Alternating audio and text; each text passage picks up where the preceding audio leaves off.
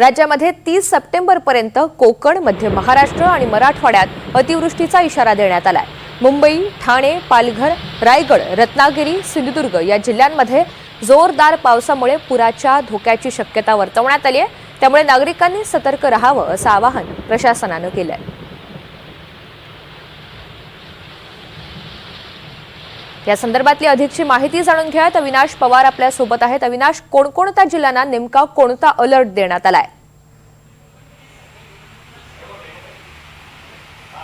ऋतुजा, आपण पाहतो आहोत की कालपासून जो मुसळधार पाऊस मुंबई ठाणे परिसरामध्ये पडतोय, त्यासोबतच कोकणची किनारपट्टी असेल, या सगळ्या भागांना रेड अलर्ट दिला गेला होता। आणि याच बाबतीत आपण पुणे वेधशाळेचे जे हवामान तज्ज्ञ आहे SD सानप त्यांच्याकडून जाणून घेऊयात काय परिस्थिती आहे। कारण कालपासून सुद्धा जसं मराठवाड्यामध्ये तर पाऊस कोसळत होता, मात्र आता मुंबई, ठाणे आणि कोकण किनारपट्टीमध्ये काय परिस्थिती असेल आणि एकूणच राज्यात काय परिस्थिती? येस, जे डिप्रेशन किंवा कमी दाबाचं क्षेत्र तयार झालं होतं ते आता पश्चिमेकडे मूव्ह झाल्यामुळे मराठवाड्यावर जे काही इम्पॅक्ट होत होता त्याचा तो आता मध्य महाराष्ट्र आणि किनारपट्टीचा जो प्रदेश आहे तिकडे होताना आपल्याला दिसतोय। आणि गेल्या 24 तासांची जर आकडेवारी जर बघितली तर त्यामध्ये कोकण गोव्यामध्ये मुसळधार ते अतिमुसळधार पावसाची नोंद झालेली आहे।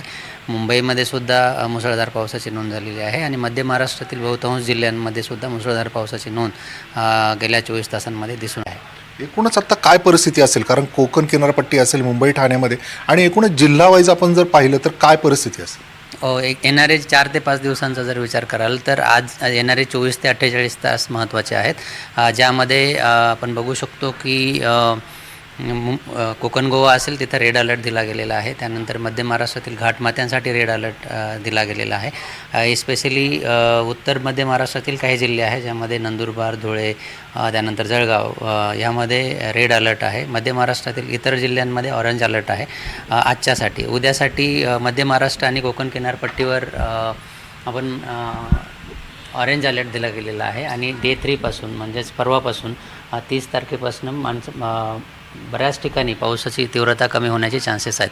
आता आपण या सॅटेलाईट इमेजवरून बघू शकतो की उत्तर महाराष्ट्रातील जे जिल्हे आहेत तिथे जास्त क्लाउडिंग आहे आणि त्यामध्ये मुंबई पण आहे, त्याचबरोबर पश्चिम महाराष्ट्रातील काही जिल्हे आहेत आणि कोकण किनारपट्टीचा जो उत्तरेकडचा भाग आहे तिथे आपण बघू शकतो।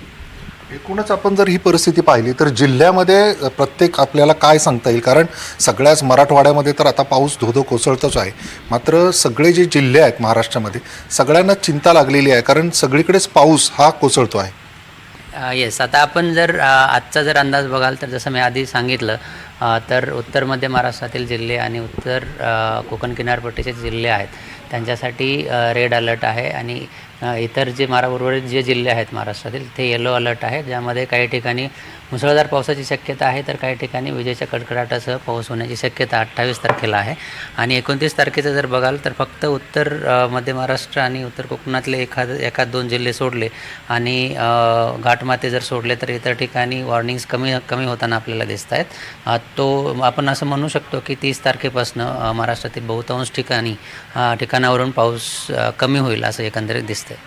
तर एकूणच आपण पाहिलं ऋतुजा की ही जर परिस्थिती पाहिली आपण संपूर्ण जिल्ह्यांची तर याच्यामध्ये कोकण किनारपट्टीचा जो भाग आहे याच्यामध्ये सध्या रेड अलर्ट आहे, मुंबई ठाण्यामध्ये रेड अलर्ट आहे, त्यामुळे या भागामध्ये सतर्क राहण्याची गरज आहे। एकूणच जर आपण सगळ्या महाराष्ट्राची जर परिस्थिती पाहिली तर पावसाने अक्षरशः सगळ्यांची झोप उडवली असं म्हटलं तर वावगं ठरणार नाही। आणि त्याच्यामुळेच आपण जर पाहिलं तर पुणे वेधशाळेने देखील या संदर्भात नागरिकांना सतर्क राहण्याचं आवाहन केलेलं आहे।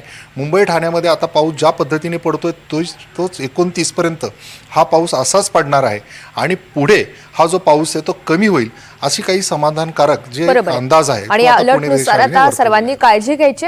धन्यवाद सविस्तर माहितीसाठी।